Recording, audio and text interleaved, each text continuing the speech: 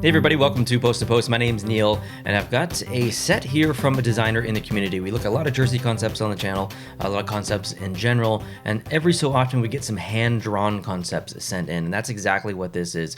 By someone who is 12 years old, pretty young to be doing this, but they went through every single NHL team and redrew the logos based on some city influence of every single team. Now, I have looked at a couple of these, and they are, I would say, very beginner. These are not fine-tuned. These are more kind of ideas, and then just kind of like the first iteration of the logo. And keep in mind, this person's 12 years old. I could definitely not draw this good at 12 years old, but these are not perfected renderings of logos. So let's jump in and let's take a peek. I've looked at the first two, and then everything after that is a bit of a surprise for me. So let's bring up the first one. It's going to be Anaheim, and let's jump in. Okay, so Anaheim's coming up here, and as you can see at the top, the designer's name is Shanmuka. I apologize if I'm pronouncing that incorrectly, but they've started off with Anaheim and Disneyland as the influence. And you can see I've been to Disneyland, but only in Florida, or sorry, Disney World. Disneyland is in California. I've not been to the California version of Disney, but you can kind of see it there in the background with the castle, and it's going to take a bit of imagination to kind of think about what this logo would look like if it was actually rendered digitally or on a jersey or something. This is pretty rough, but that's okay, because when you're first conceptualizing logos and ideas, you're just doing rough kind of sketches anyway. So this type of stuff is kind of acceptable. It doesn't look perfect. It doesn't need to look perfect. You get the idea in your head, and you can kind of imagine if it makes sense or not. So with this one, I kind of see almost a face in the entire shape. I'm not sure if that was intentional or not, but you kind of got these like ears happening over here, and then the Anaheim logo, which has been kind of tilted a little bit on both sides, is almost the eyes, and then the castle area is the nose, and the Anaheim is kind of the mouth. No idea if that was intentional or not, but that's kind of what I see. I think these are interesting logos because they're city inspired, but I don't know if an NHL team would do a city-inspired NHL logo as a permanent logo. And if they did a series like city jerseys or something like that, I don't think they would change the logo to be city as well. But regardless, it's a pretty cool series. So let's continue on. This one's okay. Boston, this was the other one that I did see. At the bottom, you can see some kind of rationale that he or she. And the logo up above is... it's okay. There's a lot going on in it. I like the kind of claws coming out the top. It almost looks like the top of a building, but you get that Bruins influence there. It reminds me of the Maryland flag a little bit. Let's move on to the next one. So we've got the Buffalo Sabres here. From this point on, is completely new to me. Now, the Theodore Roosevelt Inaugural National Historic Site. Never been there. No idea what it looks like. The Sabres coming up around the left and right is decent. The whole thing is kind of in a shield, which is very typical in the NHL, so he's on point there. And then the building is kind of in the background. It's hard for me to say like how realistic this is or isn't. I don't really know about this site, so I don't know how important it actually is to Buffalo. Let's move on. Carolina Hurricanes, Fort Raleigh National Historic Site. Again, kind of in a shield. You've got the building in the background. It's really hard to tell exactly, but I don't actually mind like the shield shape in general for Carolina. I'm probably okay with. You've got the current logo, or a variation of it, in the middle. Carolina on one side, Hurricanes on the other side. Great balance at the top. I think that's really good. Hockey club down below. We don't see that a lot in the NHL, other than Utah right now. It is very popular though, especially in European leagues, to have hockey club somewhere in the logo or the team name itself. So I actually don't mind that at all. Would like it if it was a little bit more centered, but let's keep going. Columbus, wow, what is this? National Veterans Memorial and Museum. It almost looks like a carnival ride or something. It's very vibrant and circus-like. I don't know what's in the middle. It almost looks like a hat / puck / cinnamon roll, kind of like a bagel, and a slipper. I don't know what that is. It is definitely interesting. Along the bottom, you get Columbus Blue Jackets, all in different colored font. Columbus in blue, blue in black, and jackets in red. I would not do that. To read blue in black font when the other two words are different colors, I would make blue. Easy, and I'd make Columbus black or red or whatever. But anyway, it's okay. It's okay. I think I need to see a digital version of this to really understand what's happening in the middle. Okay, Calgary, the Calgary Tower. I have been in this tower. I've seen this tower from the outside. It is really cool. The logo itself here represents Calgary quite well, actually. You've got the horse down below, or Blasty. You've got the tower itself, the Calgary Flames logo in the background, Flames hockey on the top. Obviously, with the Calgary colors, it has this goalie mask, like the if you look like a goalie mask from top down, where the bottom would be the front of the mask that you can't really see, and then what we see in the middle here is basically the top of the helmet here. I get goalie mask vibes from this. It almost looks like a compass as well, because you've got that two kind of like triangle shape, east and west almost, and then you've got the Calgary Tower being like the needle that kind of moves. It's interesting what everyone sees, or that everyone sees something a little bit differently. There will be people at home watching this who see something that I don't see right now. So interesting to go through this process. Moving on, the Chicago Blackhawks, Millennium Park. I've never been to Chicago, unfortunately. I hear it's very beautiful. I hear there's lots of crime, but I hear it's very, very beautiful. Maybe more so crime around Chicago, not necessarily Chicago itself. Now, the colors, you definitely get that green and red influence that Chicago does use. Not so much the green in their jerseys, but in their logo and alternate logo. Now, I do recognize that little shape along the bottom. If I'm not mistaken, that's called the bean, and that is a fully chrome or mirrored art display. It's huge. You can go visit it. Maybe that is in Millennium Park. No idea, but I do know that it's in Chicago. I do know that it's called the Bean, and I know that it's very, very popular. So I'm okay with this. It's an odd thing maybe to put in an NHL logo, but it's okay. Next, what is this? Colorado Avalanche. And this is the Mesa Verde National Park. I have no idea how to pronounce that. I think is that green in Spanish or something? Yeah, green in Portuguese, Spanish, Italian, and Romanian. Okay, good to know. So the logo it looks like a fire hall logo or a fire hall emblem or a crest or something. I don't exactly know why. Maybe this is shaped in like a bell a little bit, and it's red. But it is definitely pretty cool. It almost looks like a mountain at the same time. So pretty decent. He's got the number in there to 5280. That is the amount of feet that Denver is at. It's called the Mile High City. There's 5,280 feet in a mile. So there you go. That's why it's on that Stadium Series jersey from the Reebok years. Next, the Dallas Stars. Dealey Plaza 6th Floor Museum. Absolutely no idea what that is. Never heard of it before in my life. But the logo is very Dallas for sure. You've got the star that is green, some black to complement it. What's in the middle, I can't really tell, and I don't know what that plaza is. So I'll move on from this. Okay, Detroit. Ford Piquet Avenue plant, birthplace of the Model T. Well, it's Motor City. Obviously, there's a lot of automotive industry in Detroit. So to have something represented in the logo that is city inspired, it almost has to be automotive inspired. So to have that plant in there is pretty cool.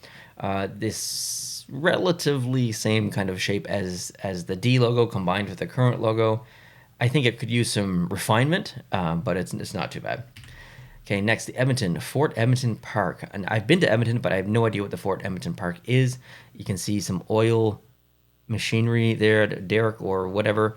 I don't know what that is, oil pump, whatever. And then a building on top. It's okay. I think there's a lot of really good decisions in terms of like overall shapes, and good recognition that teams do this from the designer here, Shenmuka, taking something that is a building or a text or whatever, and not just throwing it and letting it like float along the jersey.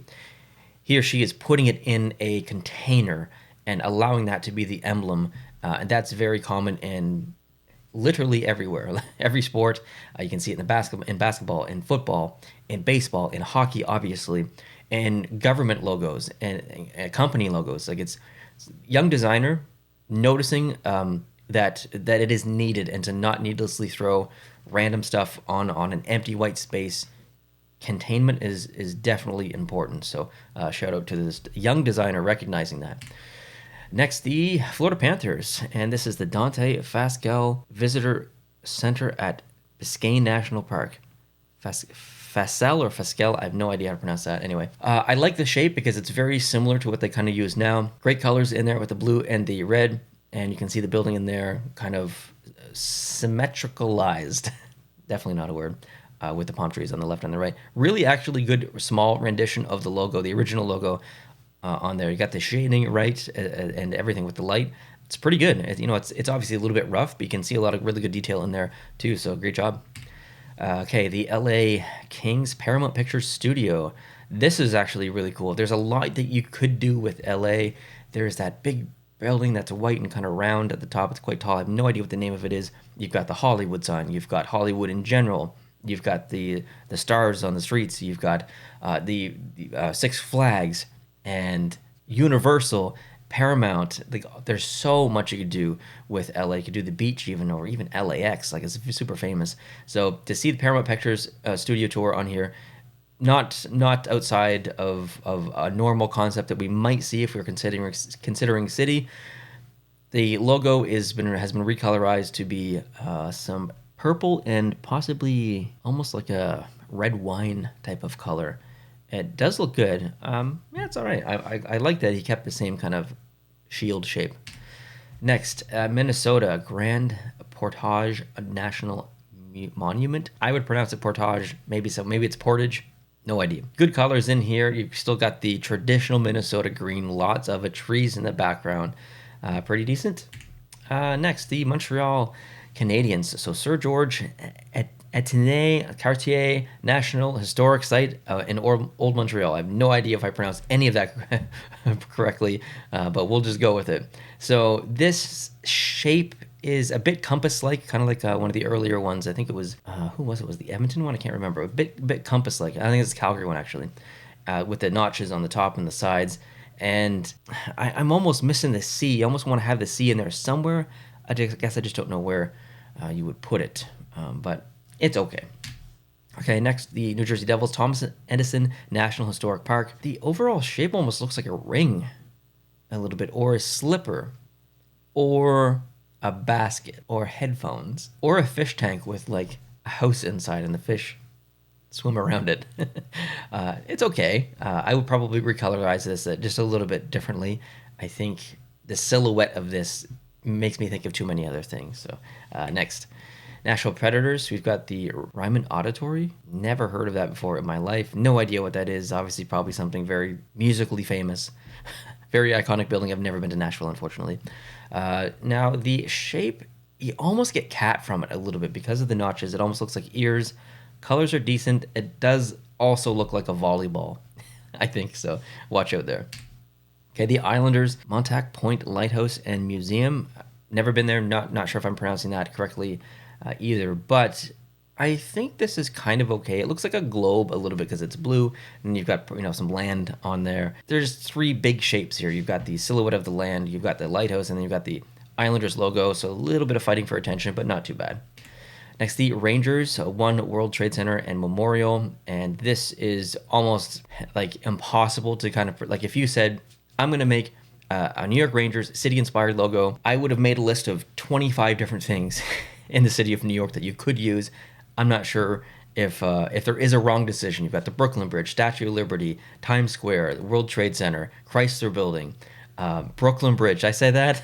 And there's so many options that you could do. You could go down with the Battery Park in that area, Wall Street, Central Park, Grand Central Station. Like, there's so many options. So the World Trade Center, it definitely makes sense. In terms of the logo, keeping their general shield. And I actually really like the perspective here. So although I've never been to these World Trade Center Memorial, the new one, I do know generally kind of what it looks like and that kind of like indent in the ground. And I kind of like the perspective here of being on one corner. And I think the proportions of the bottom section is actually really good. It might look a little bit awkward if you've never seen it, but it's kind of accurate actually. So good job in the design here. And then the building as well, pretty good perspective there, and then New York on it. It's good. Maybe my favorite so far, actually. Next, the Ottawa Senators Parliament Building. So yellow, I think, was maybe the wrong choice here. It's okay. I get Chicago Blackhawks vibes from this more than anything. I also get like World War II helmets. If you were Belgium, maybe, or something, or I guess Germany. But this is not bad. I like the symmetry here. You've got the Parliament Building, which is actually a pretty good drawing of the Parliament Building as well. And there, I think it's just the colors on the side that are kind of throwing me off. Okay, next, the Philadelphia Flyers, Congress Hall at Independence National Historic Park. I would have likely gone with the Liberty Bell option here, but I don't. Maybe the Bell is in the Congress Hall. I have no idea even where the Bell is. I've never been to Philadelphia, but I think having the bit of the wings on each side is okay. The building in there is fine. Let's move on. Pittsburgh, Andy Warhol Museum and Andy Warhol Bridge. Maybe just pick one, I guess. I think bridges are maybe the most iconic thing in Pittsburgh. So just having a full bridge on there, maybe at the top, would be really cool. Keep this same general shape of the kind of triangle that Pittsburgh uses, but at the top, have the bridge be kind of like just like the silhouette of the bridge be the top edge, the full top edge, and then just have the stark lines of the triangle coming down. But this is pretty cool. Okay, Seattle, Wing Luke Museum affiliated area. No idea what that is or where this is. No idea what it looks like. The colors are a little bit green on the left-hand side, a little bit teal on the right-hand side. I don't know what the overall shape is, though. I can maybe see some tentacles in there. Let's continue. San Jose, Winchester Mystery House. I've been to San Jose, but never heard of this. No idea what it is. Love the colors, though. I love jerseys, logos, anything when orange is more utilized. Typically, it's the black and it's the teal, it's the white, and orange is like so far down the list of priorities. But every so often, you get an awesome concept or logo where orange is made one of the priorities. This is a good example, so I like it. Okay, St. Louis. It's the old courthouse. Okay. I think I have actually seen maybe pictures of this, if I'm not mistaken. Overall shape, it kind of looks like a hat, but you've also represented some other iconic aspects of St. Louis in there as well. And the Blues logo in the background. If it didn't look like a hat, I think I'd maybe like this one the most, but I don't know. Continuing on, Tampa Bay, J.C. Newman Cigar Factory and Museum, 3 bolts for Stanley Cups. Well, I like how black it is, actually. It's kind of different than everything that we've seen so far.